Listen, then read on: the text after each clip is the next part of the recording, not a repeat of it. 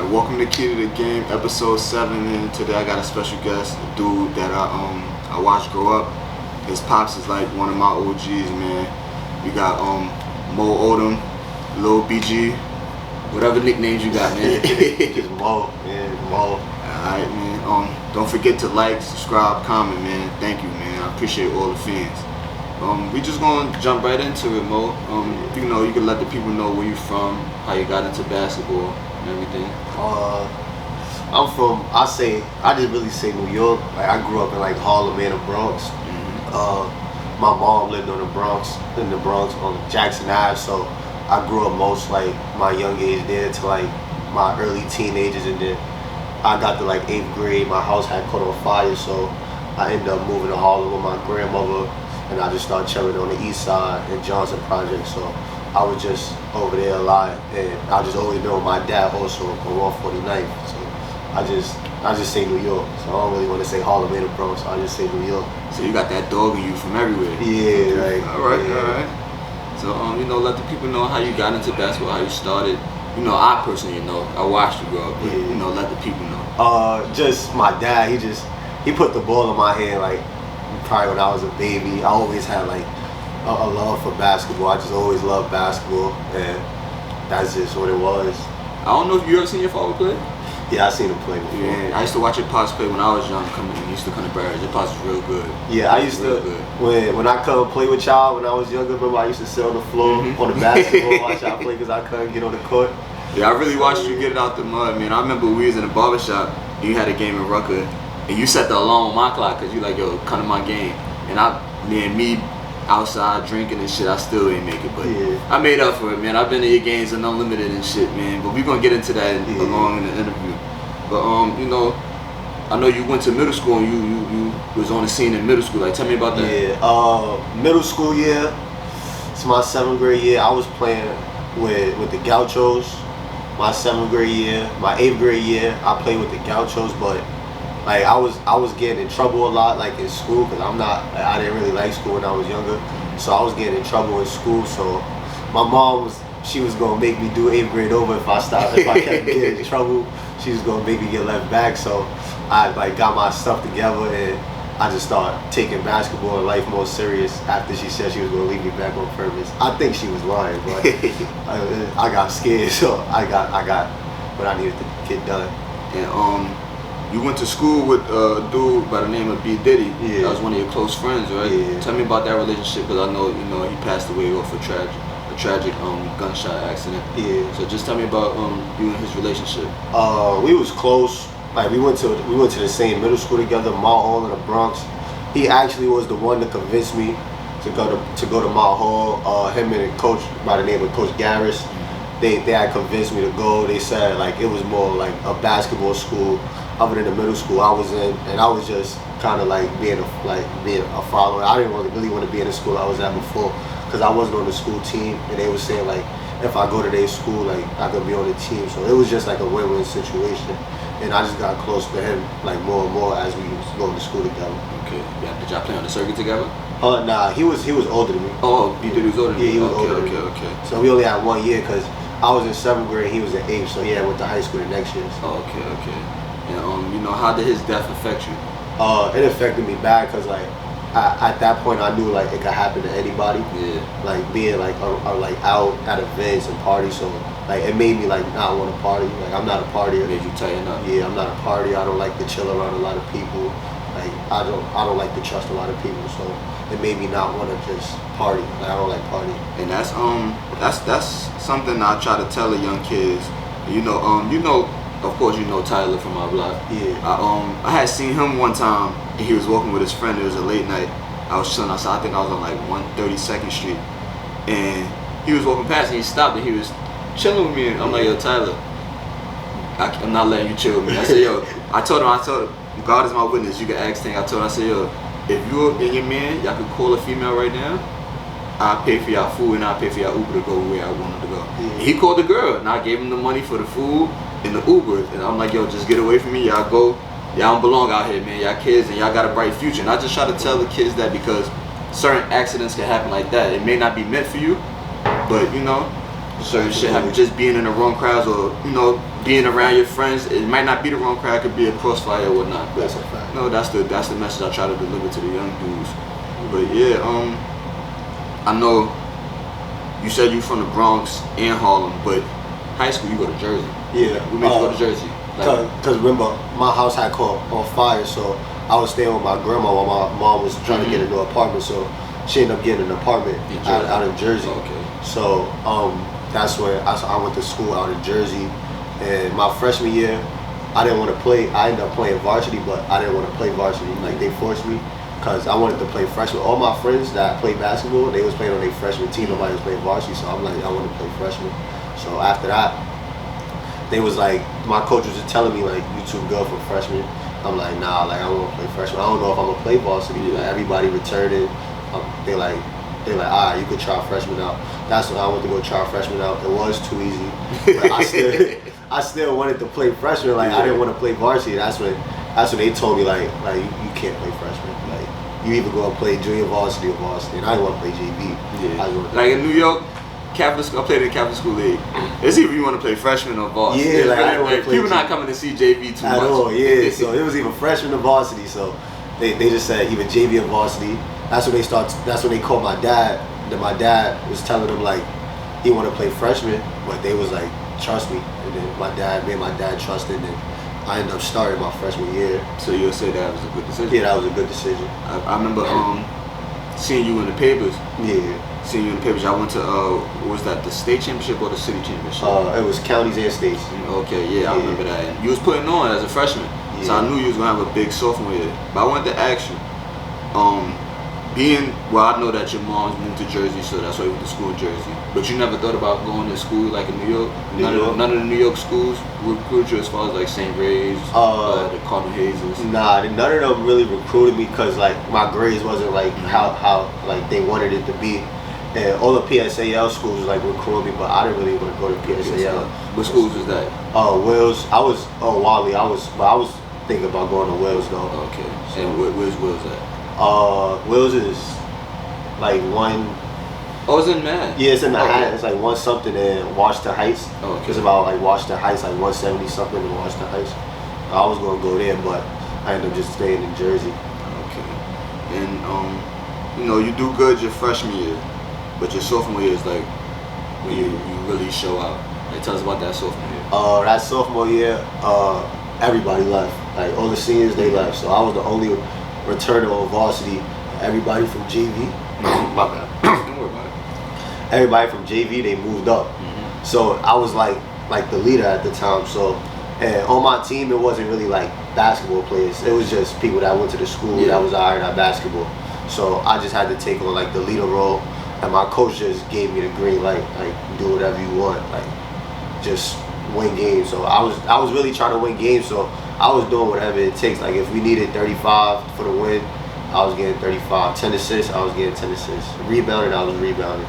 So get defensively, I was playing in the passing lane. Like, I'm not gonna guard the best player, like, because you was getting them steals. I was getting them steals. steals. Yeah, I was AI. I'm AI. I wasn't guarding the best player, like, because we had people for that. Like you just needed to play your role. So when I like explained that to them, like just do this for me, like we gonna win. They just all like accepted it. Yeah, they bought in. And you scored 1,000 points in two seasons. Yeah, that's tough. A lot of people don't score that in 4 seasons. How did that make you feel? It made me feel good because they said I was the youngest to do it, like in school history. So, like I know my name is cemented right now. Hopefully somebody can break it. But it made me feel good. Like it made me feel like the work I'm putting in, like it's behind the scenes, is like paying off. And you, I think, didn't you lead New Jersey in scoring? Yeah, I led New Jersey in scoring. How much you tell the people how much you did? I did 27.5 as a sophomore. Tough. 27.5. And your junior year, is this the year that you transferred to St. Pat's? No. The thing with that was after my freshman year, somebody named Tyreek Robinson, like he's a great dude. I still speak to him now. Like he had told me to come to St. Pat's, but like the way it was with like 3 different teams. So it was like varsity, post grad, and it was like something else. He had the something else team, but we were nice though. Like like it was my best friend Dre. He recruited me with him. Like we was nice, and we had an open gym we had an open gym where it was post grad, varsity, and us, and it was college coaches there, and me and Dre just killing post grad, killing varsity. Like it got to the point like we won like 3-4 games in a row. That's when they like took us off or something. And Coach Tariq, he ain't like that. Like so he kind of fought for us, and he had resigned. He said like, "You don't give us my team the respect. Like I'ma just resign." So he ended up resigning. Then I ended up going back to Union City after my freshman year. So that's how I stayed my sophomore year in Union City. Oh wow, I didn't even know it went down like that. Yeah. I didn't even know that they had a post grad team either. Yeah, they got a post grad team. Oh, that was tough. And who was there when you went there? I know I remember a dude by the name of Jaden Pierre. He had came in with you also, if I'm not mistaken. When I came into St. Pat's, he had left. Oh, he was leaving. Yeah, he was leaving. Who was there when for the short time I was there? Noah Farrakhan was there. Okay. Jonathan Kuminga was there. Trying to see who else. It was some players though. Like it was some players. There was some players on the post grad team named Jaheim Tanksley. He's good. Like it was some players on. I seen the post on Instagram when you posted the St. Pat's. I got hyped for you. I'm like, all right, it's really about to happen now. Nah, yeah. But you went back to Union City, and what you break all the scoring records, if I'm not mistaken. Yeah, I broke all the scoring records. So what you finished with, like as far as career? Over there I probably finished with. Cause remember it was COVID. Like after that sophomore year. So y'all didn't play junior. Yeah, I only played 5 games my junior year, and that's when I ended up transferring. Okay. So I probably finished with like 1,000 something points, but that was only like the 5 games. I probably had like during those 5 games I probably had like 100 points, 105 points. So like it wasn't really a lot. I finished probably with like 1,100, 1,200. Okay. But you would have probably finished with 2,000. Yeah, I probably would have finished with 2,000.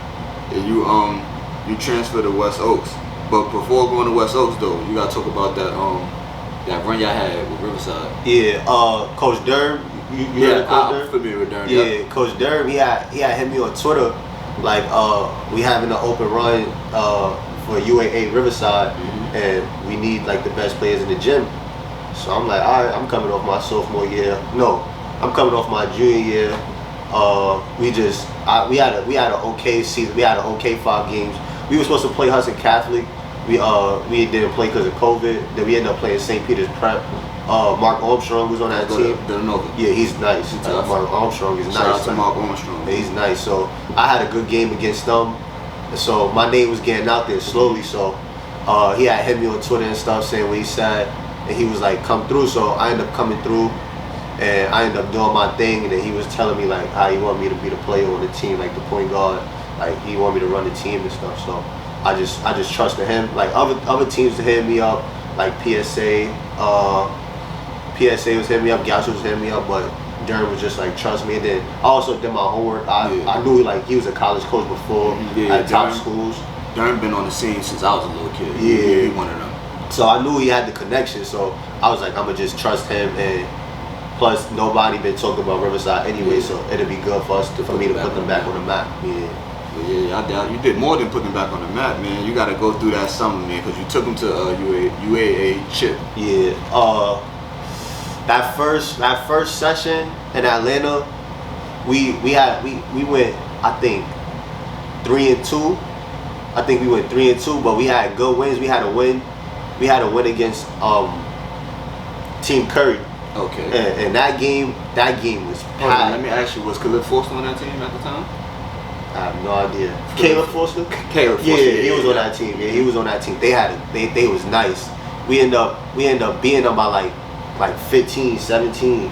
Like, see, they beat Team Curry by 15, 17. For you guys that don't know who Khalid Forster is, Caleb Forster, that's he's freshman at Duke right now. So just know, man, they did it. Yeah, we ended up being up by like 15, 17. Like almost every college coach in the world was like there, like Duke, University, like anybody like you see on TV, on games, like that's who was there. Like so I finished with 18, 4-3. Noah Best, he finished with about 17. Todd finished about 14. Our big man finished about 14. Like it was just like a team game. Effort, yeah, team effort. Like everybody was clicking. Jalen Bradbury hit some big threes. Promise was doing this thing, banging down there when our big man came to the bench. Like he was like filling in the void. So like it was just like a team effort. Yeah, nah, that's what's up, man. And so you felt like that was the game that you felt where y'all could go on a run to potentially winning the whole UAA? Nah. What it was that just made us know like, all right, we could hang with the, like we one of the big dogs now. Like we just beat them. We beat a couple other good teams. One of the games we lost to a team from Minnesota. I forgot what it's called. We lost by 1. I finished with like 27. I tried to bring us back, but we lost. But everybody was watching that game. We beat Atlanta Express. We beat them by like, we mercy ruled them. Like they didn't get early. Like so like everybody knew like. Explain the mercy rule. Like you went by 20, like you up by like 25 with time left, like game over. It don't matter. They stopped the game? They stopped the game. Like it was over. So we mercy ruled that team. The only team, I think the teams we lost to was B-Mays Elite, out from Tennessee. We lost to them by like 10, 15. And we lost to Team Thrill. They had Jarvis Walker on that team. Okay. Jarvis Walker. Yeah, that's he went to Houston. He went to Houston. Yeah. So how was it like playing against him? He good? Yeah, he good. He good. Yeah, me and Chad. Yeah, he's always been like that though. So yeah, me and Chad. So like so that's the only 2 teams we lost to. Everybody else like we either mercy ruled them or we just beat them by a lot. Yeah, y'all played against another dude commit in the chip, Jaden Shoot. Yeah. How you think about him? What you think? Nah, he's nice. He good. Yeah, he was. Shout out to Chunk, man. Chunk is one of your biggest supporters, man. Shout out to Chunky. Me and Chunky be in the chat together. Yeah. Every time y'all play, like we'd be talking about it, like yo, alright, cause they got y'all got the UAA site, so you can see the stats and all that. Yeah. But we was keeping tabs on you and stuff, so that's how I know all this. I do my homework. Yeah. But yeah, man, it was dope seeing you do that, man. Seeing somebody from my neighborhood do that. Yeah. But when we had a trip.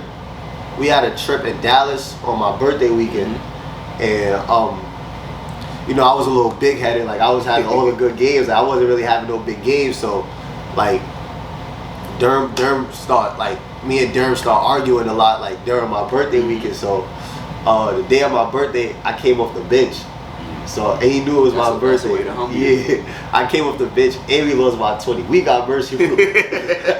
We got mercy ruled on my birthday.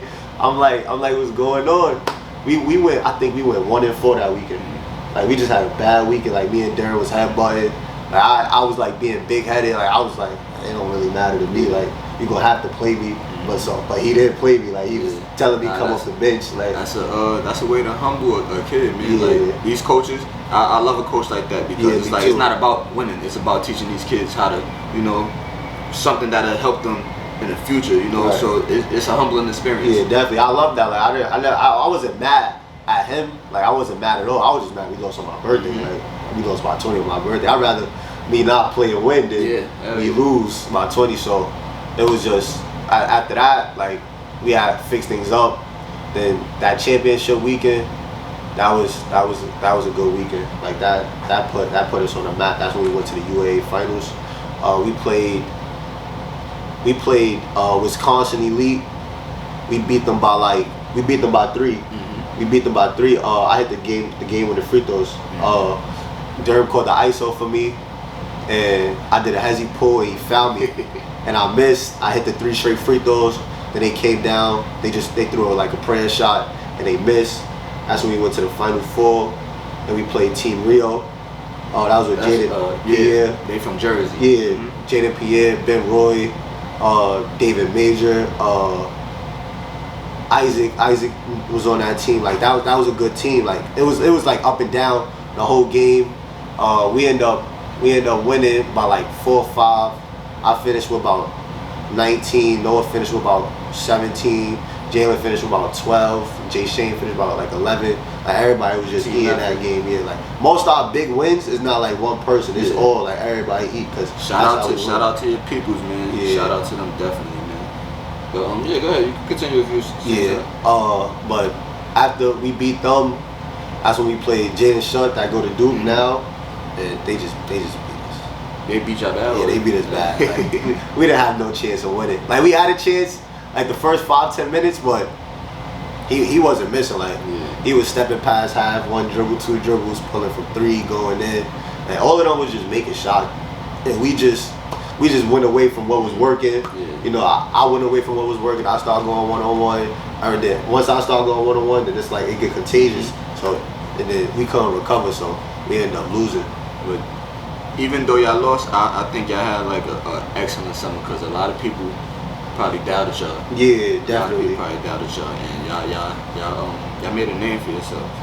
But I would say like that summer, what was your mindset coming into that summer? Did you have any offers yet before that summer? Yeah, I had FDU. Like that was just it. I had FDU. Now, I wasn't really like my school coach. Like he knew coaches, but he knew like D2s, like D3s. But I just trust him. I'm like me, like I don't think like it's the coach. I think it's the player. I think wherever you at, like they'll find you. So I wasn't really worried about that. So he's actually the one that got me the FDU offer or during COVID. So like I wasn't really tripping about it because I knew like once we could play AAU, like I'm gonna figure it out. So I only really had one offer, and that's when like NEC schools was calling me like FDU was still on me. Mount St. Mary's was recruiting me. Like just a bunch of low major schools. Fordham started getting into talks with me. But it wasn't really like nothing like high major. The most was like mid major, low major, but it wasn't really nothing like high.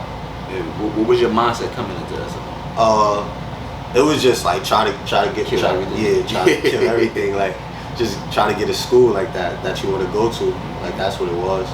And so after your good summer, you decided to transfer to West Oaks in Florida. Like how did that come about? What made you go there? And just like how did that school come into the picture? So at West Oaks, shout out Kenny Gillian and Harold Lilly. Harold, my boy. Yeah, so they had seen me out in Atlanta, and Harold knew my dad from way back, and my dad was out in Atlanta with me.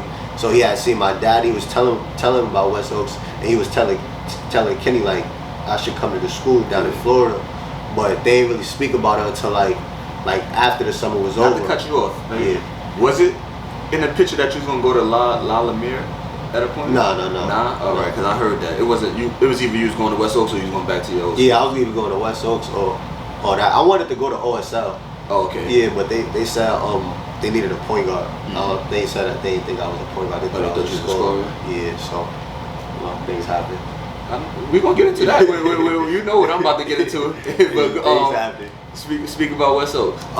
Yeah, so I didn't want to go at first. Like it was in Florida, it was away from all my friends, and I just didn't want to go. I wanted to stay my last year. Like I was in a public school. Like we got a football field on top of the roof. We got one of the best football teams in Jersey. Like every game is like it's a real Jersey, that shit, man. It's totally different from New York. Like y'all got the cheerleaders, all type of shit. Man. Like everything is just like a movie. Like after the football games, we all having fun, going to party, or we going to like McDonald's and chill. Like I wanted to have that last high school experience because my junior year was COVID. Like I wanted to have fun, but my dad was just like you just gotta what you think is better. But he told me like if I go there, like he was gonna move down there with me. He lied, you know what I'm saying? He didn't move down there with me. Yo, BG, you lied to him, BG. He didn't move down there with me. So once he said he was gonna move down there, that's when I was like, all right. Then my mom, she was like iffy about it, but she ended up letting me go because she knew like what it was for. So I ended up moving down there, staying down there for a year down at West Oaks. It was like a super small school, like a trailer school. But that's I feel like that's the discipline the kids need. I'm gonna tell you something. I spoke to your father. What was this? Friday? Yeah. I ran into him in front of the bar shop. We spoke for like 2 hours just about life and shit.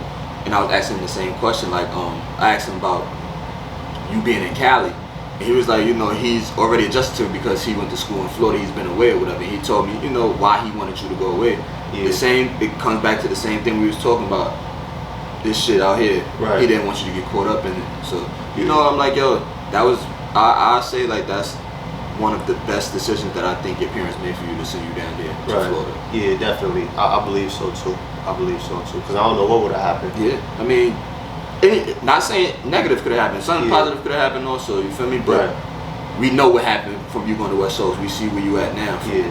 But at West Oaks? Like, yeah, tell me about West Oaks. Continue to tell me about West Oaks. How the small school. What else you saying? So they recruited me. They recruited like 4 new players. Me and like we all close friends now. Like we speak every day now. It's me, Fahim Moran. He was at Chicago State. Deshaun, Gene Charles. He at Chicago State. And RJ Moore. He at JUCO right now. So like he getting his name up there too. Like when we went down there, like we was on like, cause we was all seniors. So and like we all came from like a public school. So like we coming to this like what is this? Like this is not fun. Like we wasn't having fun, and plus like we all come from the hood, so like I'm there. I'm kind of not there to make friends. I'm kind of there to go to business. Yeah, business and go back to my friends. But that's what really made us close, because like we all can relate to something. We all have been through something, so we all just got close. We all trust each other now. So it was just us 4, and they coach called us the Fantastic Four. Cause like we used to do dumb stuff in school, like every rule like it was, we'd just break it. But like it wasn't like no crazy thing. It was just to get him mad. Just kid stuff. So we used to have open gyms. So it was like my first open gym with colleges since St. Pat's. Because in my old school, Union City, they didn't have like open gyms with college coaches. So it was just when we had open gyms and we was playing against each other, that's when the schools was coming in like all the time. Like Dayton came in, University of Miami came in, UCF came in,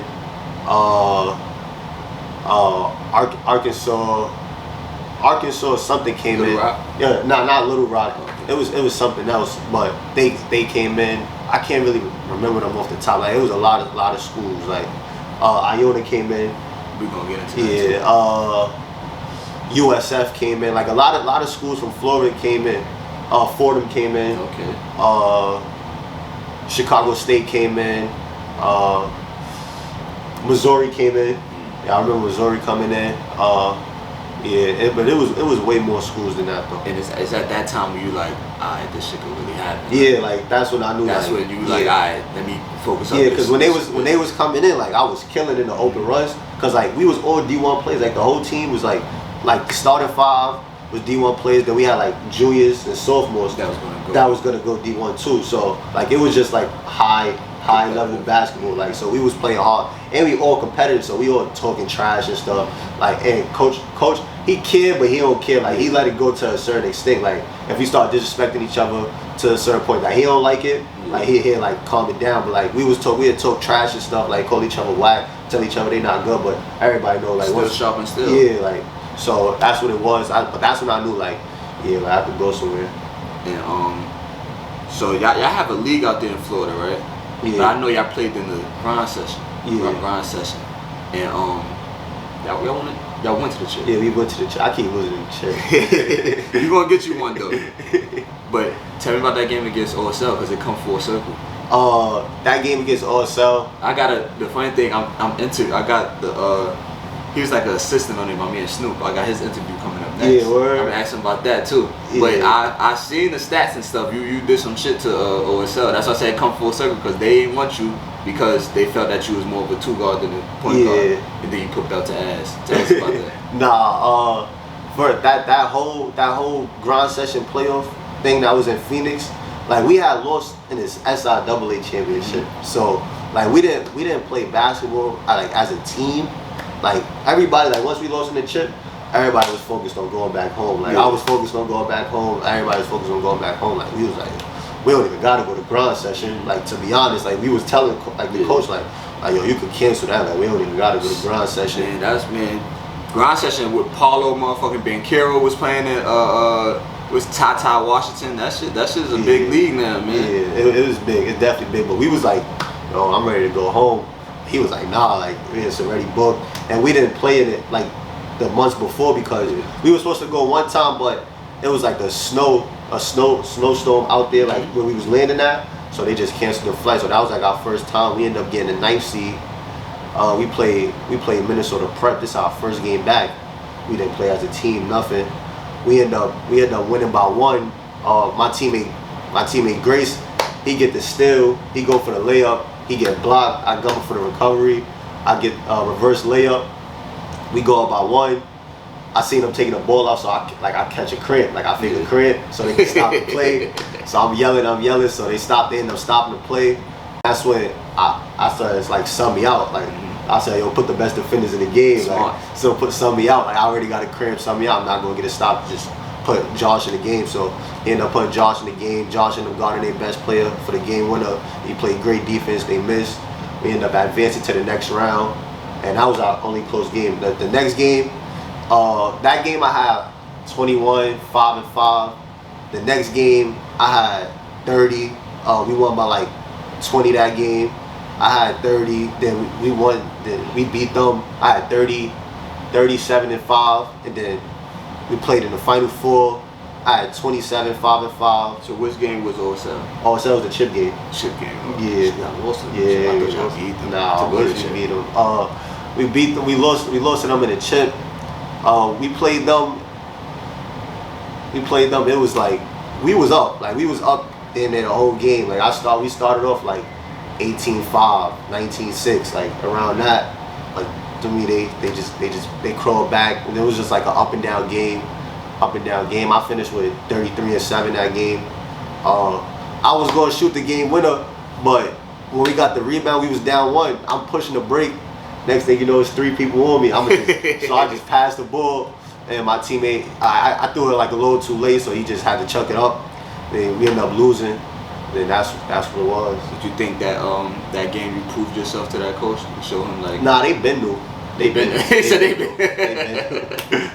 new. But yeah, man, that was one of the moments I seen too. I seen they had a mixtape about you, mixtape for you.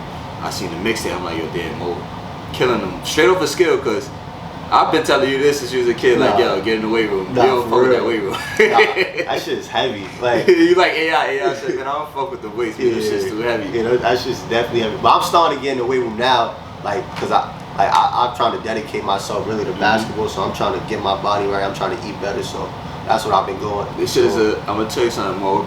Being much older than you, this shit is. It's a job. Like, yeah, it's definitely a job. It's a job. That's man. how I treat it now. Yeah, like, you gotta treat that shit like a job now, man. Cause you got a goal, you got an end goal where you want to get to. Right. So you gotta put in that work now, and it makes it better for the long run. You get what I'm saying? Yeah. That's just my advice to you. Just keep working, like working hard every day. Just keep working. Definitely. You see when you text me and say, yo, I won't go to workout. I come through the email. I said, nah, we do that shit never did. We ain't missing no workouts. Just that's a fact. For me, keep working. But it's during grind time. I think that you meet Rick Pitino, right? Yeah, nah, it was after grind session. I said grind time. Session. It was after grind session. He had the assistant coach had called me, Tom Adamarco. He had called me, letting me know they watched the game, they liked my game and stuff. They was gonna watch my tape because they heard about me. So they ended up watching the tape, and they was like, I don't play defense. That's what Pitino said. Yeah, that's what Pitino said. Like during the tape, they like, I don't play defense. And they were like, I'm too small, like I'm too skinny. So they was like, but I was just like, then that's when my coach was like fighting for me. Like he's better than a lot of people. Like y'all are recruiting. So they ended up coming to watch me down at my school. Like we had another open run, and my coach told me like pick up 94 feet the whole open run. Like I don't do that. Like, I'm not about to pick up 94 feet the whole open run. Like, but I ended up doing it for like some like most of the time. I was just trying to show them like if y'all need me to whatever y'all need me to do, I'm gonna do it. I'm gonna do it. Like I don't want to do it, but I'm gonna have to do it. So I ended up playing 94 feet, and then they were saying like the other assistant coach that came, he was like, I didn't know you could play defense like that. So that's when he came down, and then that's when Coach Rick Pitino ended up coming down to see for himself. I picked up 94 feet again, and he was just like, then that's when he took me into like the office. It was me, him, Coach Harold, and Coach Kenny Gillian, and he was just telling me like if I was to come down, like I would have to like red shirt because I'm like too small, like my weight not gonna equal to like college level. Like in my head, like I know it's Coach Rick Pitino, but like that's the MAC. You know what you could do. Yeah, like I know I'm better than a lot of people. Like I'm not gonna red shirt in the MAC. I'm looking at the teams and the MAC and the players. Like you know you could get like not the MAC, like not red shirt. I didn't want a red shirt anyway. So that's when he told me that. So I was like, I just told him like, yeah, like definitely. That's when Durham had called him himself. I guess they got in a little argument or whatever. So that's when Coach Darren was like, we not messing with him. Pitino. Yeah, so but at grind session, I ended up meeting Coach Jason Levy from Pacific. So he was recruiting me heavy, like it's days like till this day now, like he'll call me every day, like ask me what I'm doing, like checking up on me. So during that whole recruitment process, he was just checking up on me consistent, like every day. He got me and my mom out there on a visit when we was coming from different places. Like I just felt like it was genuine. Yeah. So I'm gonna tell you two things. I had Russ Smith. I don't know if you're too familiar with Russ Smith. I know Russ Smith. That's a great friend of mine. We went to middle school, played middle school together. We played AAU together. He told me one time, he said, after his freshman year, because he didn't get no tickets freshman year. Yeah. He said, he told Pitino and them, like, yo, I was going to transfer. Pitino told him, like, yo, I didn't recruit you. My assistant recruited you. You could leave. And he said the assistant told him, like, man, listen, he was going to transfer to Manhattan. Right. He said, man, listen, if you go to Manhattan, average 25 there, that's like averaging 12 at Louisville. You might as well just stay here and work your ass off. He said he worked his ass off, and you see the end goal. He made it to the league and everything, but it was just like, Pitino gonna keep it real with you. You feel me? Definitely. He's definitely gonna keep it real. That's what I wanted. Yeah, that's what you want a coach to keep it real with you, and you made your decision off of him keeping it real with you instead of him selling you a dream. Right. Like, yo, come here, you're gonna be this, that, and third. And then he tell you, alright, you gotta. Yeah, I'd rather you tell the truth. Yeah, hell yeah. But another thing that I was saying, my man Jiggy Josh, I did an interview with him, and he was telling me the same thing as far as like the recruitment process. Yeah. He was saying he went to Cincinnati for a visit and everything. He said he didn't see the head coach the whole time he was at the visit. Yeah. He said Utah, the coach, he probably admitted, I don't know what he is, but he said the coach slept on his couch. Right. And he said right there, when the coach was leaving to get back on the plane, he signed his letter of intent and said, yeah, I'm going there. He said he just felt the love. Like, he knew the coach was genuine, he really wanted him. And that seemed like your situation with Pacific. They kept calling you. Yeah. It was real consistent, and you see how the work paid off. Nah, definitely. So before you commit to Pacific, I know you did the Instagram live thing for your commitment. What schools, like besides Pacific, you was thinking about? Iona. I was lying though. I was lying. I was going to Pacific either way. Like I was just doing it like for Instagram because like nobody really do it like from the hood. Like I thought Pitino had you. When I seen the picture, I said, "Oh, Pitino got him." That was like the get because what Coach Gillian told me like that was like the get like when you take a picture with like certain coaches like that's to get like other people to recruit you because they know like Rick Pitino sees you like he gotta be good. Like I probably shouldn't be saying that, but like nah, I mean listen, you dropping the gym for the people coming up behind you. You feel me? Word. You dropping the gym for the people coming up behind you because that's big for them. Now they know like all right, this how you go about the recruiting process because a lot of these kids out here is just out here hooping, don't know nothing. They coaches is selling them like yo, go to this school because of the coach is getting paid for it, you feel me? Like you gotta do it. You gotta really find out who really wants you. And you gotta use these coaches how they use you. So hell yeah. I mean, that's how I look at it. I mean, because I watch a lot of movies. And I watch a lot of movies and TV shows. So like I be really learning. Like when I watch movies, like I really be trying to get into details behind like the movies. And you gotta study this shit. Study. So like use like these coaches gonna use you. Like you gotta use the coaches. Yeah. Definitely, and with school, like not even as far as like basketball, you use them like as far as you getting a free education. Yeah, you getting a free education. You maybe could get money overseas or in the NBA. There's people like that go to shit like Duke, knowing that they're not gonna get no run, right? But they know with that brotherhood, it's like all right, I'm gonna get a job, I'm gonna get a coaching job, something. I'm gonna use. I know I'm not gonna get no run at Duke, but I'm gonna use Duke for what I can get. Like you're not going. Like you can't take it personal. Like you just gotta always like keep it real with yourself. You can't be in like in a delusional space. Like I should get or like feel entitled. Like unless like you working for it and you're not getting it. But if you like not working for it and like you shouldn't really feel entitled. Like so like you should just accept like what your life is. Like I feel like at a certain point you should feel like this what it is. Unless like something miracle happens. But that's how I think about it. That's a fact. And so Pitino. He does all that, and 2 years later he transferred. He leaves Iona. Nah, he left the next year. The next year? Yeah, because I just finished my freshman year in college. Right, hell yeah. Yeah, so he just left this year. And like, how you feel about that? Like, you think like he was lying to you? Like, he sold you a dream still after that, because he left and went to St. John's right after that, or you think you'd have been on that shit too, like I'm leaving with him to go to St. John's? Nah, I doubt it. Probably, I doubt it. I probably think like he's a good dude. Like he got a crazy resume. Yeah, your resume is excellent. So like, yeah, so like I don't really. Like whatever he say is like really whatever he say. Like he could say something and do whatever. Like it's Rick, like it's Rick Pitino. Like who's gonna tell Rick Pitino anything? So I was just I didn't like, he told me like he said like he was gonna like he planned on staying in Iona, but like I didn't really want to put it past him. Like that's Rick Pitino. Like you went from Kentucky to you done did everything. So you know he's gonna climb back up. Yeah, like.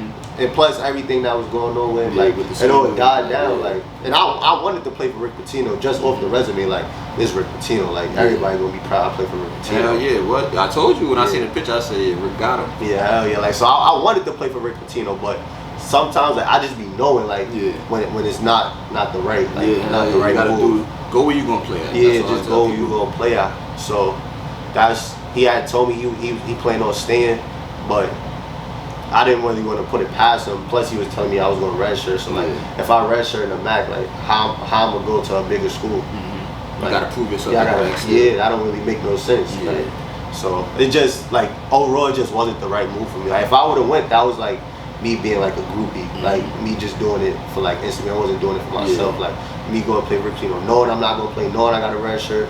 It's just and I took it to tell people you play for Rick. Yeah, and I took a lot of tries, so like I gotta back it up. So like, I didn't want to go like and not play. So like I wasn't really going. I wanted to though. So speaking of the transfer situation, the portal, what you feel about the portal? It's crazy. That shit is like NBA free agency. Nah, it's crazy. Like it's crazy. Like everybody transferring like. Like I think like when it first happened, the beginning of this year, like 1,000 people winning like the first day, and the next day another 1,000, next day another 1,000, thousands of people, and it's not just D1 transfers, it's D2 transfers, D3s, JUCOs, postgrads, like, and then like the transfer portal was messing it up for like the high school kids, because like it was kind of messing it up for me because it's like. Tell us about that. Like details about that. When schools were recruiting me, they was putting me on hold for like the people in the portal because like everybody they wanted somebody experienced, somebody who's a veteran. So they was wanting like freshmen that's going into their sophomore years, sophomores going to their junior years. It was putting me on hold. So like the transfer portal really messed it up for high school kids a lot because like they not looking at high school kids like that no more. Like they know they could get big time. Like they could get like a mid major, a low major that's recruiting a high school kid to get a high major that didn't play to his school. And he a junior. And he got the green, he a veteran. Like he had Duke and he go to a mid major school, but he didn't play no minutes at Duke. But he in the portal, they gonna recruit him like just cause that resume. Like and that's all high major that go to low majors and mid major schools. So like and make it look bad for the high school kids, like. Because nobody really want high school kids anymore now unless you like big name, like unless you like people like me, nobody really looking. Because I'm not really a name, I'm not a big name, I'm just somebody who not a top 100 recruit, just a kid getting it out the mud. Yeah, I'm just a kid just trying to figure out a way. So and I know it's a lot of kids out there. So the transfer portal just messing up for high school kids. That's what I don't like. Like I feel like you make your college decision, like you made it, like once because. Like after the first transfer, the dudes be transferring like 2-3 times. They just came out with the rule this weekend.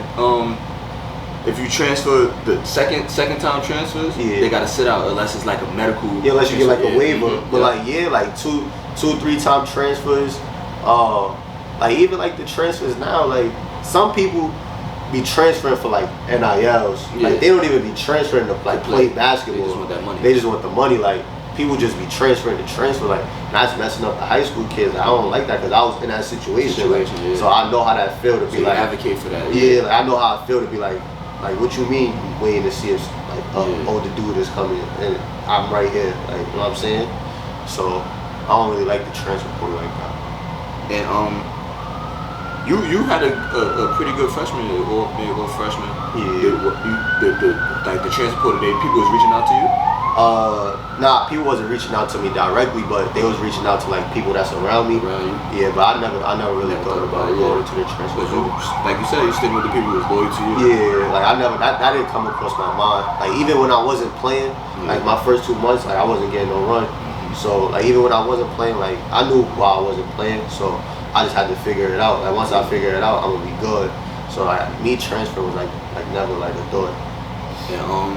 Yeah, we're gonna get into your freshman year. So your freshman year, you say you started off not playing, but eventually you end up starting. Yeah. How you feel that came about? I could tell you how it came exactly. Coach gave us like a 3-day break to go home for the Christmas break. So you had to be back Christmas Day, and the flights like everywhere in the USA was like delayed to cancel. So most of my teammates' flights was either delayed to cancel. And my flight got canceled, but I got back to 26. Yeah. Some people was getting back to 27, 28. Okay. So once like everybody got back, like we had practice. So So some of the players wasn't there. I was there. Keelan Boone was there. Luke was there. Trying to see who else was there. Like Jalen was there. Like people that was there. He just played, like he was like whoever's here, like he'd be on the type of shit like if you practice you play, if you don't practice you don't play. So that's how it was. So I was there. Then I ended up starting the first game. We played BYU, but like our whole team wasn't there. Like one of our players got back the day before the game, and that's walkthrough day. Like you're not really doing up and down, going crazy. That's walkthrough day. So it's like, feel me? Like he just went with who was there. So we ended up playing BYU. We lost by like 20, but BYU was a good team at the time. BYU and Gonzaga, those like the top dogs in St. Mary's. Right? Yeah, St. Mary's. So we lost by 20. Then we went on a road trip. No, then we had another home game. We played LMU. I started that game again because after we lost by 20, like I was talking to my coach Levy, like yo, you think I'm gonna lose my starting spot? If we lose by 20, I start getting scared. Like, dang, like it's my first time starting. We lost by 20. I'm the reason we lost. Every time we lose, I really blame myself. So I mean, that's. I always tell people you got to be your toughest critic. If you're not gonna be your toughest critic, then it's gonna be hard to make. Yeah, definitely. So you could be great. The greats, Kobe Bryant, he great, but he still feel like I don't do this good. I don't do this good. I gotta work on that. So that's another part of my advice to you, like be a toughest critic. Yeah, so like when we lost that first game, I'm asking like, you think I'm gonna lose my starting spot? Like, I didn't really do none. I think I had 0 points, 4 assists, 4 rebounds that game. Like I didn't really do none. Like I'm like, yo, like what you think you gonna say? He like don't worry, like it's just one game. So we end up playing LMU again at home. We end up winning that game. I think I finished with about 7 points. Like 3 assists, 2 rebounds.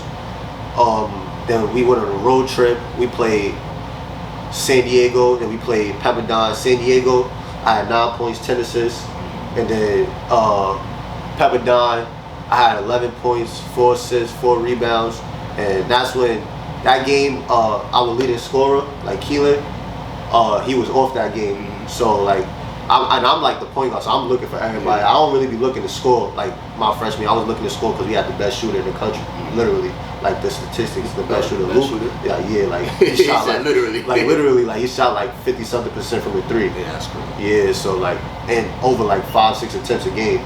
Yeah, see, because a person that do 53% but be shooting 2 threes. Nah, like 6 attempts. Yeah, I don't think he like really dribble a lot. Like he just he either got to be wide open under the rim. Or like somebody got to really close out on him. He had dribble like one time, but he like that bitch up. Yeah, he shoot that bitch. So I had the weapons around me, and nobody could really stay in front of me because I'm so small. So I'm going off the screen, I'm getting past the big, everybody collapsing, I'm just kicking out, and I had shooters around me. But that game, Keelan was annoying. I ended up scoring like 6 straight, and in the final 3 minutes of the game, it put us up.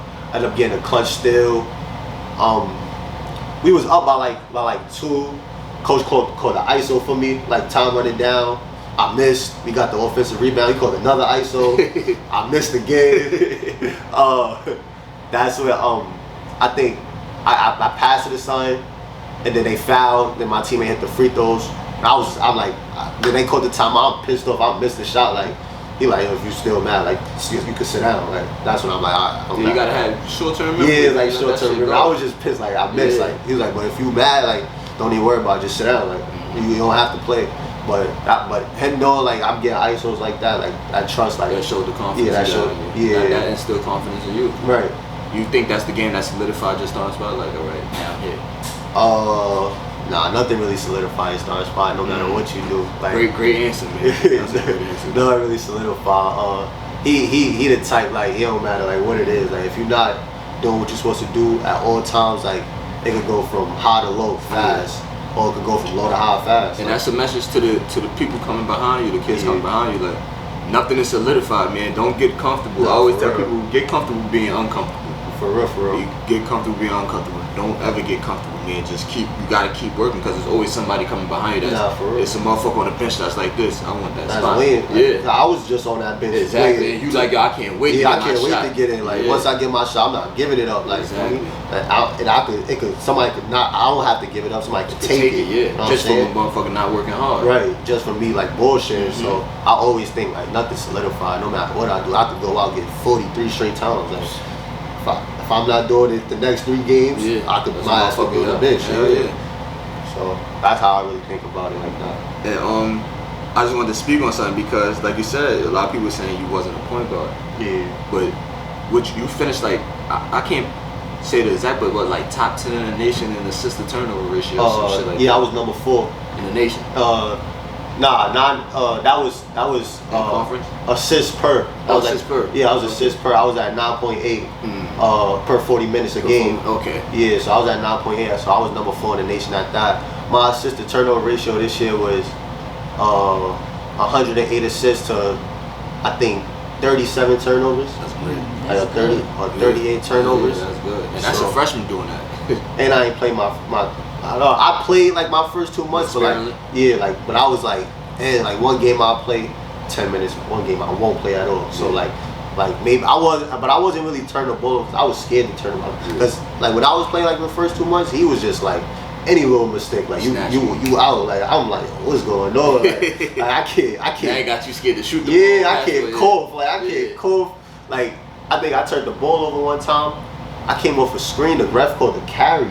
He subbed me out. I'm like, this is how I dribble. Like I dribble. You let me dribble like this in practice. Like so. Like I was just scared to turn the ball over. So like I just pride myself on like protecting the ball. Like if anything, and if I do turn the ball over, I'm okay, and he's okay with me turning the ball over now because that's not me. Yeah. So like if I turn the ball over, he probably see what I'm seeing, or like it'll probably be like something off the foot. But like lazy turnovers, like that's not really me. Like I try to like keep the ball protected. As a point guard, it's not even all about getting assists as a point guard. It's about being able to not turn that motherfucking ball over and being a leader on the court, a floor general, knowing where everybody's supposed to be. It's not even about the assists. Nah, it's you don't have to get 10 assists. Russell Westbrook, I always tell people, he leads the league in assists, but he's one of the, I won't say worst point guards, I'll say like worst passes for his position. Yeah. I think so. I think he's more of a 2 guard, but he get the assists because he has the ball so much. Yeah, like his usage rate. Yeah, but you see that he has a lot of turnovers with it too. Right. So, but even though Russell Westbrook is a great player, don't get me wrong about that, guys. He's a great player. But he was just saying on ESPN that they feel like the league don't respect what he brought to the game. I respect what Russell Westbrook brought to the game because I think he surpassed his expectations. Like he was a dude, and I don't know if you was watching because he's older than me, and I know I'm much older than you. But Russell Westbrook didn't get no run in UCLA his first year, like no tick at all. For real, I thought he was a one and done. Nah, I don't know. He played 2 years. His first year, he didn't get no run. He wasn't a top 100 recruiter, nothing. And then his second year, he just blossomed. Like, and he didn't average 20 points. He averaged like 12 points, but they seen the potential. He's 6'3", jump out the gym. Darren Collison was the man. Yeah. And when they got to the league, Darren Collison was a backup, and Russell Westbrook was the man. Yeah, he was with Kevin Love with Odum. Yeah, they had a good team. I think they went to like the Final Four, if I'm not mistaken. But yeah, like he the definition of get it out the mud. Like he's not overly skilled in no aspect of the game, but he just play hard. Like he's gonna play hard. Whether he make that energy. Yeah, whether he make a mistake or not, he's gonna give you 100%. Yeah, that motor. Time. You gotta have that motor. And that's something you can't teach. And that shit is a skill. Nah, it is. But just getting back to Pacific, man. You start starting like at a specific point of the season, and it goes on for the rest of the season, and you make all conference, all freshman team. Yeah. How did that make you feel? It made me feel like I know like You belong. I belong. Like anything could happen. Like I know. It made me feel like I'm not a quitter. Yeah. Because like me not playing the first 2 months, I could have been like, fuck this shit. Hell yeah, I want to transfer. I want to do Yeah, this. I could have been like, fuck this shit. Like, just put me at the end of the bench. I'll watch the games. Like, it don't really matter to me. But it made me feel like I'm one of the ones for real. And that's, man, a lot of people would have moped and said, yo, I want to do this shit, I'm going to transfer this, that, and the third. But that's not the attitude, because when you go to another school, a coach will do the same shit to you, and now what you going to do, run from that? It's all it's all a mental game. Like, you got to keep it mental strong. Like, that's, like, my dad and my mom was keeping my mental strong when I wasn't playing. So, like I was telling them, like, yo, I ain't fucking with this. Like, I wasn't saying, like, I want to leave. I'm like, I don't, like. You're not jacking? Yeah, I'm not jacking. Like, I'm gonna start going to practice, leave, relax. But I never did that though. Like I knew the boundaries, but I just say like crazy shit when I'm mad. Just pissed off. Yeah, just pissed off. But that was like, it was just a mental game. Like if you're mental right, like you gonna get past whatever. If your mental not right, like it's gonna be like a tough thing. It's all about your mental more than anything. Like your mental gotta be stronger than anything. I agree. And so now you leaving in a couple weeks to go back to school. Yeah. What's the preparation like? Like, what you feel like going into this sophomore year? Because I think it's gonna be a big year. I don't know if you've seen it. I seen it on Instagram. They was talking about like breakout players for college basketball this year. Yeah. And your name was one of them. They had the video of you. I don't know if you seen it. Nah, I never seen it. Yeah, I'm gonna try to find that shit. But they had you as one of the breakout players. They had some other big names on that shit. Yeah. So I'm like, I think you're gonna have a breakout year. But what's your preparation for that though? I've been trying to eat a lot. Like my weight trainer, my Coach Mason, like he just give me like eat, like not 3 meals a day, like eat like until he got you on the brand. Like eat until like your stomach is facing like full of like food, like just eat, work out. Like so I go to the weight room and stuff. I go to the weight room with him, and I've been stretching a lot. Like I've been starting to do mobility a lot, so I've been trying to take care of my body. Yeah. So I'm trying, cause I asked him like how does help me dunk? Like I kind of want to start dunking, like in game, like cause I could dunk, but like I really don't be care about dunking. But like I know like 2 points. Yeah, cause I know like, but if I could start dunking, like that'd catch some odds too. But I don't really care about dunk. But I want to learn like for me how to dunk, how to move. I want to be a better defender, like on the ball, while guarding screens, guarding bigger guards. So I'm just trying to get my body right, like mobility and stuff. Who are some players like in the NBA or college level that you pay attention to, that you like take stuff from and try to pattern your game? Because I can't pinpoint one player you play like. I can't just say, yo, he played like this.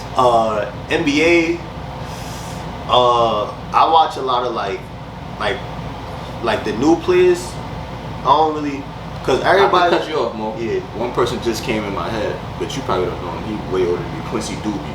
When people see this interview, they're gonna be like, yo, why I bought a Quincy Doobie? I feel like y'all got similarities because y'all both skinny. Y'all both would shoot the shit out the ball. When you get a chance, look up Quincy Doobie. He went to Rutgers. He from Coney Island. He went to the league too. Just look him up. Yeah, I'm gonna definitely do my homework on Quincy Doobie.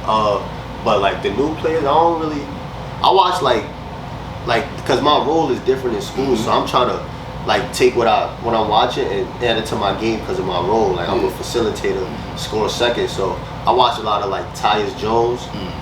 So excellent. Yeah, I watch a lot of like Tyus Jones. I watch a lot of old Steve Nash. I watch here and there like Andre Miller.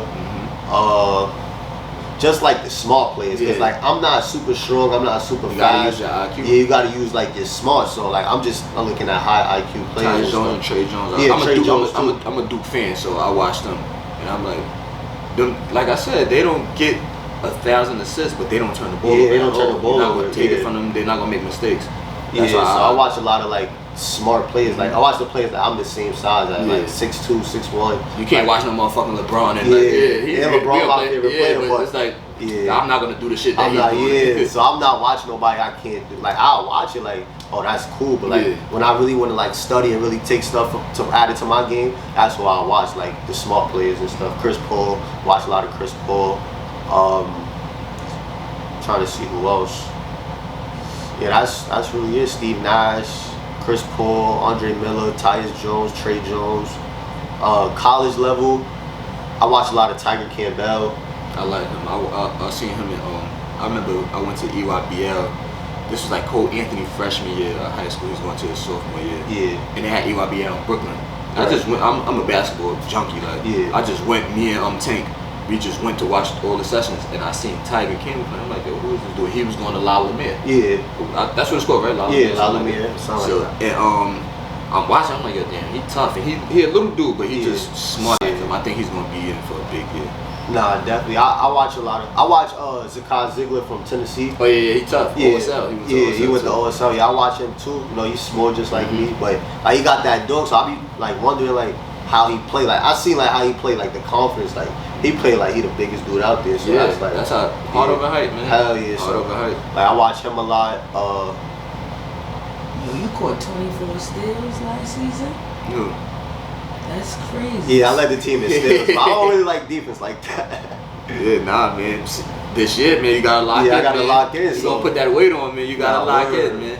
I want to be a better all-ball defender. 'Cause, Yeah. like me being smart, I could see like the play. Like, I could see the pass coming. Like the easy, like especially like forwards and wings got the ball. Like I know where they gonna pass it to. Like so, like I'll just jab step at them and they don't know what to do and pass it off. I'll just pick a lane. That's part of that IQ. Yeah, a lot of so- people that shit ain't easy to have. Nah, it's that not. IQ, man. I play with a lot of players that's nice as fuck, but they be dumb as hell. I'm Yeah, like, yo, hell yeah. damn, you. Like Motherfucker some- don't know what a down screen is. I'm Yeah. like, yo, what the fuck? Hell yeah. And like even when I go to open runs and I do like a down screen, I'll back cut like niggas not gonna keep telling me my foot you don't see Yeah. me. Like that shit get me mad. Like bro, I'm wide open. Yeah. Like, So it's like playing you gotta have the IQ. And Hell I'm glad yeah. that you got that part. That's the hardest part to have. Yeah. And then all I that feel other like shit that's come. that's what got me to where I'm at Yeah. now. My IQ. Your IQ and your skills, because Yeah. it's not you're not the biggest dude, you're not the most athletic dude. Your IQ and your skills. Yeah. But once the physical part catches up to you, it's over. Yeah, it's definitely over. It's definitely over. That's what I think. So that's why I'm really trying to dedicate my body, like for the preparation of this year. I'm looking forward to seeing you this year, man. I'm Nah, looking yeah. forward. I think you got some big things ahead of you. Yeah, it But should be a fun season. I wanna ask you something about the street ball. Yeah. Thank you. What about it? I remember I made a call Or to get you to play on my main team in Dykeman, and he didn't want to. This one, he was in high school though. I think you was in high school. It was Still. my junior year. Yeah, and I was pissed off because I was there. Yeah. So I'm yelling like, yo, put him in. Yeah, y'all getting smacked. And there's 4 minutes left in the first half. I'm like, yo, put him in for the 4 minutes in the first half. If he turning the ball over and all that, you don't have to put him in anymore. You Yeah. didn't put him in. They did end up coming back winning and shit. But you DM me, you say, yo, next time if I ever get to play against your man, I'm Yeah. gonna kick their ass. Y'all just played against Yeah, them. I do shit. Yo, the funny thing though, you didn't have your best game, but you had a solid game. Yeah, I had though. a solid You- game. You probably finished with like 16 or some shit Yeah, like that. I was I watching probably on the app. I wasn't there personally, but I was Yeah. watching on the app. And my man Zay, he told me, he said, yo, listen, I'm not letting Mo get 30 on me. I'm doubling him every time. He said, I'll let Abby or one of them niggas beat me. He said, yo, I'm not letting Mo beat me. So I said, you're going to have to double him because I showed him that. I said, yo, he said you're going to kick your ass because y'all played them last year to go to chip, but you left him with Yeah, the school. I went to You school. wrote me, you like, yo, tell your man he lucky. Yeah, I was pissed. I was pissed. Cause he vodka. You know, like when you got Dykeman in the city, like you want to tell everybody, like Dykeman. I said, yo, I got Mo on Zay team. I'm hyped because Yeah. I don't usually bring players. You feel me? So I'm like, Right. yo, I got Mo on this team. Yo, we up there, whatever. Yeah. Me and Tank yelling like, yo, put him in a fucking game. Ah. Hell yeah. But you played with him in his own six though. He said he asked you like, yo, we good now? You played with him in his own I six. played. He kicked that. Yeah, I played with Twin. He was there. They had the team together. It was Yeah, oh, like they twins, did. yeah. Oh yeah. So yeah, I played with him in his own six. Yeah, I was killing that game. I went like, he had sub Jai. He had just let me hoop. I went like on like a 11 run by myself. So after that, like, told me the game was over. We won by like 20. He asked me, like, yo, we good? Like, we don't got no problem. Like, yo, we good? Like, I think last year stamped your name in street ball too. Like you one of them in street ball. yeah, cause when I got back, I had like 20 in the first half in Dykeman against Dominican Power. Then we played another game. I had like 12. Like we was just winning in unlimited, like Dykeman, like good games, like packed games, intense games. So like, and anywhere else, I played in Pro City. I had 15 and 5 in Pro I didn't City. even know you played in Pro City. Yeah, last year I played in Pro City. I had 15 and 5. I played the Hoops in the Sun with Tuck. Shout out to Tuck. Yeah, shout out to Tuck. I played with him in Hoops in the Sun. He let me rock out. I was killing and stuff. Tuck used to be nice. I didn't know that. I didn't even know he played ball. He went to Wings. Word. Tuck was tough. Oh, I didn't know that. It was tough. Yeah, hell yeah. So he let me rock out of hoops in the sun, cause you know he be having all the good players. So he put me around good talent, and I'm one of the people like they giving the ball to all the time. So like it was just all like a confidence builder. That's like how I take it as like street ball, like prepare me for school. Like I tell people, street ball not for everybody. You gotta be a dog. Yeah, you gotta be a dog. Like you could be nice, but if you on that pretty and all that, yeah, like some people like when they play street ball, they want to be like too cool and shit. Like, I take this shit like as a real game, like because somebody know you, like somebody know me, somebody want to beat me, like It's always somebody coming for your name that you don't even know about. Like, he's coming, he want to go and say, yo, I cut no ass. Like he want to say that, and I know I done got my ass cut many a times. Like I know it's people that go around and say that. I know it's people right now that stopped. That had a good game against me in middle school and told people, like, yo, I locked them up in middle school. That ass, like, so I know, like, if that's still going on, I know if like somebody. Let me tell you, my junior year, we went to I went to O'Hallows. We went to DC to the Gonzaga DC Classic. Yeah. And Gonzaga High School, DC school, they had Tyler Thornton. He was a sophomore, I was a junior. He was going to Duke, but at this time he wasn't committed. Yeah. But he, like, you know, looking back in hindsight, he went to Duke and everything. And I locked him up. Yeah. He had 8 points. Yeah. But he wasn't. I didn't know who he was. Like my peers was telling me like, yo, that's Tyler Thornton. This and that. Like me, I'm from Atlanta. I'm like, I don't give a fuck. Word. Looking back at it now, I tell people, yeah, that motherfucker, y'all see, I locked him up when he was in high school, you feel me? So I know people is coming, you feel me? It's always something. He don't even know who I am. He don't know I exist. So it's just shit like that. And you know, I just feel like you gotta have it. You gotta bring your A game every time in the city, especially in these street ball tournaments. Nah, definitely. And it don't be like no bullshit street ball tour. Like it be the top talents, like it be college pros, like that really be what it is. Like so, I'm playing against top talent and I'm doing my thing. So it's sort of like a confidence builder. I think everything's a confidence. Like if I could do it against him, I could do it against him. If I could do it against him, I do it against him. If I can't do it against him, I gotta figure out a way to do it against him. And you was playing against Juju. That's a person that you came up with, because Juju be uptown. That's a person you came up like a little bit under because he's older than you. So how was that? It was fun. We always really like. We usually don't go against each other. We always on like the same team, but like it's cool like knowing like we fake from the same place and stuff. Like you know, we still doing our thing. He going to Ole Miss now. Yeah, shout out to Juju. We gotta get you up here, man. I've been trying to get you up here for the longest, Juju. So, we're gonna get you up here though, man. Yeah, like he doing his thing, I'm doing my thing. So like for me, it's good for like the hood to be like, yo, like they in our park all the time. You know, I just played in 50th. Your pops just told me like, yo, he just played against Juju in 50th. Nah, me and Juju. Oh, yeah, I was on the same team. Okay. Yeah, we just played the 50th together, like, and there was a lot of people there, like, just to come back, like two big names, like in the hood, to like, give the hood sign. Yeah, like son to watch. So like, I just like it's fun, like, you know what I'm saying? And you said you got your ass cut a couple times. I'm gonna ask you a question. Who the best player you played against? Who the person you cut their ass? Who ass you cut that you feel is a name, and who cut your ass? Those are the three questions I got for you. Come on, there's a lot of people, man. Like that cut your ass the worst that made you feel like, yo, nah, I gotta get my shit together. I don't know. I don't think nobody really ever made me feel like the game not for me, like, cause I usually hold my own in like big games, but like cut my ass and beat me, and I had a good game. Probably the SIAA. We had played Dream City Christian. I played against a point guard, Milos Uzon. He at Oklahoma. Okay. Yeah, he dumb nice. I ain't gonna lie. Like I came into the game like telling our coach like, yo, we gonna win. I'm better than him. Like these ain't shit. Like it's just a name. We lost by 50. We lost by 50. Like that shit was bad. Like coach, like he fake stopped coaching. Like that shit was bad. Like I'm looking at him like, yo, what you doing? Like that was a humbling. Yeah, he joked all day, so he started laughing at me. I'm pissed off. I came into the game saying we about to beat these niggas. Like we lost by 50. Like ain't he not saying nothing? Yeah. Like he made me fall. Straight to the point. He made me fall. Like he made me fall. So like I was just like, damn. Like I'm like, nah. Like if he going to Oklahoma.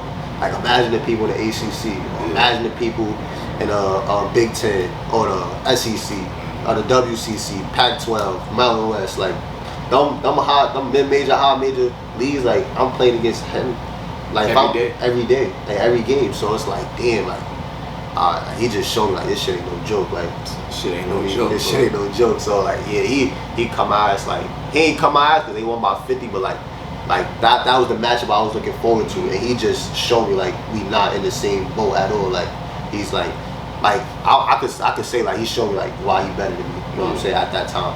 So that's what it was. Personalidades. It's a lot. It's a lot. It's a lot. A big name. Like a. It might be shocked because I've asked everybody. You gotta tell. Yeah. I'm trying to tell you like it's a lot. He says a lot. That Caleb Foster game Yeah. at Duke. That going to Duke. We beat him like I was coming off like pull up threes like in transition. Yeah, like I cut their ass. Like they was trying to double team me. Like it just wasn't working. We played Mark Armstrong. You know that's my guy. Like I cut his ass too. And he come my ass plenty of times too. Just that year before my sophomore year, everybody left. He beat me about 30 twice. No, 3 straight times. He beat me about 33 straight times. So like once I seen like we got to play him that next year and we had a better team, like I'm going at him. Like you couldn't wait to play. I couldn't wait to play him. We ended up winning that game. I finished with 25, 5 and 7. Like so, I was pissed off. Like he even beat me three straight times by 30. That game, that OSL game we played, where I had 33 and 7. That's when it was a different defender every possession. Like I come up the court, one defender, come back down next possession, another defender. Now sometimes a double team. Sometimes they'll go zone, sometimes another double team. Like it was just different defenders. And they had Jaquan was playing with them. Yeah, Jaquan was playing. I seen something with you and him.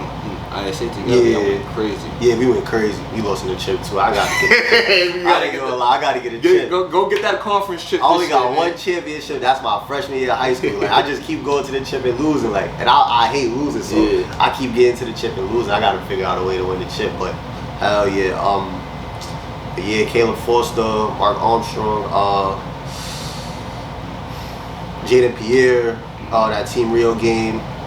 He did his thing that game too, but like shout out to Jay. Yeah, because shout out my man Chop, you know Cha-Ching? Yeah. His son? Yeah. I seen him for the first time. He played with Zay in Zone 6 their last game. Yeah. That's the first time I've that's my guy. Like so we in the group chat, me, him, Cha-Ching, like a couple other people. So I'm out there, I'm like, yeah, man, hit Cha-Ching up too, man. I want to get him and Spicy up here, man. The Splash Bros, man. I need y'all. So like we in the group chat, Jaden Pierre, that's his man. Like that's Chop man, because Chop be in Jersey too. So I'm like, yo, tell your man it's over. This is last AAU game. Like I'm telling yo, this is last AAU game. Tell him go to college now. Like that shit over with. Like tell him that. So he telling me like, cause he'll tell like we keep it real with each other. He like, bro, Jaden Pierre better than you. Like he dunking, he smarter than you. Like he'll tell me that. Like I don't get mad. So I'm telling him like, yo, this your man. Last AAU game. Like this shit over. Like this shit over. So I'm telling him like, yeah, all right, we gonna see. So right, he end up telling him or whatever. So he showed me, tell him like, all right. He like, bro, y'all gonna lose, bro. He like, bro, you can't. He like, tell him, bro, you can't be like, you're not better than bro. I'm like, all right, we gonna see. I ended up going crazy that game. That's when I told him, like, all right, my fault. So Jaden Pierre, and that was that, and that's really it. Like big names, like who's the best player you've seen in high school with your own eyes, like in the high school circuit? Oh, Jonathan Kuminga. Yeah, Jonathan. He's man-child. Yeah, he's man-child. Him and Jarris Walker. I played Jarris Walker when I was in 8th grade.